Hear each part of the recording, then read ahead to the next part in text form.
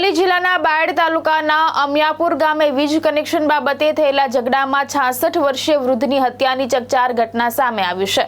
સામાન્ય બોલાચાલી ઉગ્ર બનતા પાડોશીએ તીક્ષ્ણ હથિયાર વડે હુમલો કરી વૃદ્ધને મોતને ઘાટ ઉતાર્યા હતા। અમિયાપુર ગામે વીજ કનેક્શન બાબતે થયેલી તકરાર હત્યા સુધી પહોંચી ગઈ હતી। મળતી માહિતી મુજબ 66 વર્ષીય મહેન્દ્ર પ્રસાદ અંબાલાલ વ્યાસ અને તેમના પાડોશી નગીનભાઈ વાળંદ વચ્ચે વીજ કનેક્શન મુદ્દે બોલાચાલી થઈ હતી। સામાન્ય ઝઘડો ઉગ્ર બનતા આરોપી નગીનભાઈ વાળંદે આવેશમાં આવી ધારદાર છરી વડે મહેન્દ્ર પ્રસાદ વ્યાસ ઉપર ઉપરા છાપરી ઘા ઝીંક્યા હતા।